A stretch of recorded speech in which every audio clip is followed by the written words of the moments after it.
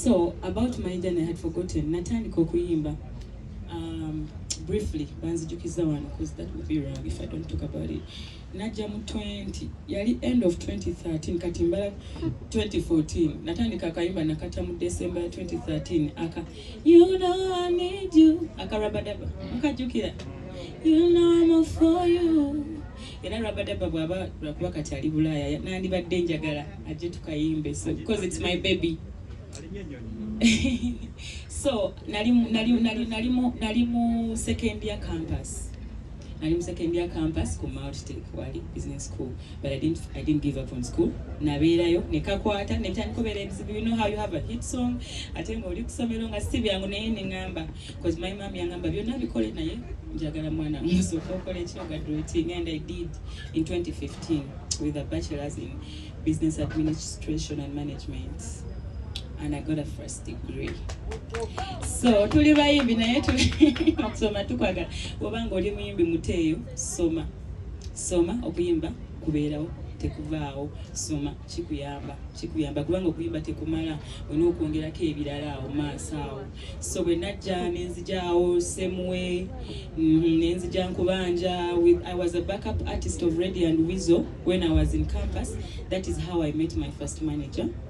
Nankwatakawo netujja na I think bali bayokanye ne Reddy and Weasel netutandika TNS eyo welaba ofananye obukadde you see me Shiba Palaso omugenzi Eke Saha Bakri. So that was the journey.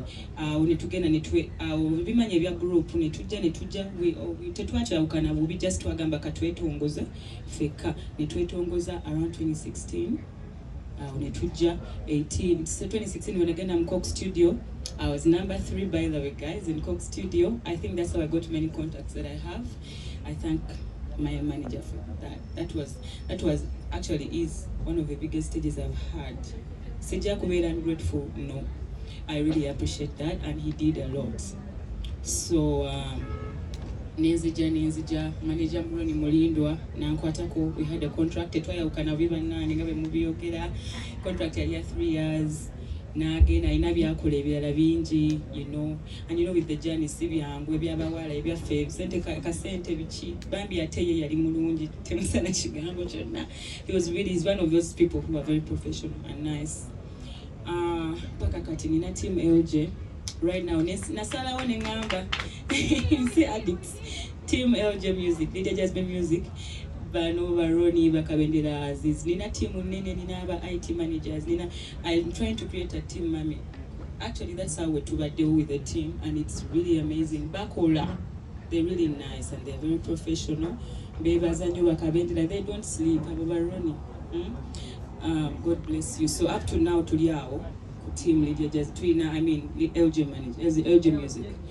So lugendo paka kati rero. But I want to say one thing. Mama wange we yali ankuza yangamba nasembeyo kino ebintu bisatu.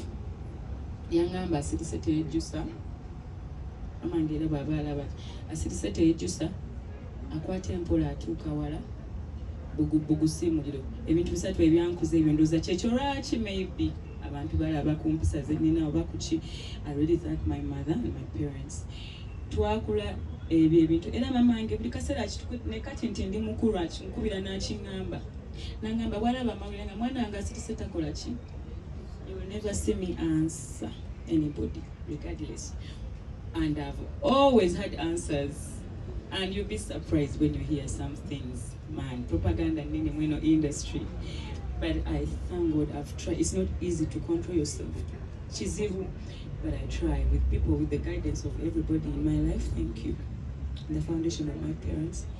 Mukama, I came from church. I used to sing in church. Naimba ko mu watoto. Naleta ebikopo by'essomero lyange buli wamu mbadde muyimbi. Naimba ko mu bandi nga sinaimba buno obw'okuba gitae. Noimbira abazungu ku Serena wangi. So Mukama, I believe in God. Olunaku nga lumu machi tukwasa Katonda, and I know we are going to make it, and I'm ready. Thank you. This person believed in me. Mumanyi story je nabagamba nti waliwo omuntu ayagala okumbukinga bamugamba Lydia Lydia oli yamugamba Lydia Sekat.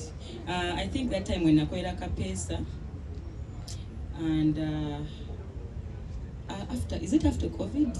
Immediately after COVID or before COVID? I don't remember. Naye that shows you kati nti mami omwami yajjanga tewali yamukubira yayita meeting ne manager nalina namugamba njagala tegeka Lydia nga teyebuze nga talina kyamusabe talina septalina ki oli namugamba Lydia tannabatuuka muleke kati nze omwami oyo yakwena ngamba saabimanya that time nakabimanya kati bwe mu meetings at this time okujja on board so nze yangamba sirabangako muntu atandinga offer eya promoters okuteekamu okutegeka omuntu kuba ne weyandwadde freedom city kale nga abalala bazikuba n'obuyimba kayimba kamu you know so nangamba sirangako manager kuba promoter nga yagenda oteekamu buli kimu nangamba naye tofaayo this time mumusanze when namanya ebintu ebyo by the way saabimanya tetumanyanga bintu ebyo wobeera mu management there's so many things you don't know and to make it proper with the management I've never had any issues okugoba any manager nti nkugobye nkoze hit genda nti oba okoze otya banaye mbabwire bamanager abakwata abayimbi bulungi professional basamu ekitiibwa mwebale si kyangu naddala fe abaana abawala abafaanana bwetu si kyangu mami ng'ate musajja mbeebazira mbateekamu ekitiibwa buli alina promote omusajja ng'ali professional and I mean professional ng'akola emirimu ng'ateekamu mukama alimpayo omu bw'atyo nange and after the concert nkiriko nnyo because ngenda kuta album bagita the one and only and it can go if I listen to it I get chills nange nze kennyini I start even worrying how I'm going to release it. So I hope one day I can get some. When so I know Mami Kuchiri, I have the most beautiful album that people will listen to this year. Anyways, now today about I'm not forgetting anything. It's too much. Thank you to the Batimba birthdays and Simply Cocktails. Thank you. This is so beautiful. So on about my concert. Firstborn, it's my very first concert. I don't know how to really explain the feeling. It's mixed. It's excitement. I tell it's scary. I tell it's mixed feelings. You all understand that. But I want to promise everyone on first match again okuja. By the way, setting again we won't disclose that. We have a lot of things we are going to do different and you'll love it and you'll enjoy it. Just njagala basaba mujje banaye mwena abali eyo mugule table abayimbi basaba mugule table mujje mutuule nga nze kuya saha twali ku table kuya institute ofuna table I always do that kuya fiki kuya zizi so me I love to I believe the way you can support an artist more is buying a table than coming and fighting backstage to perform. When you're going to perform baba bagenda era buli agenda oyimba tugenda mukubira essimu you know so if not that I love to sit and watch the artist shine. I've always done that and I enjoy it.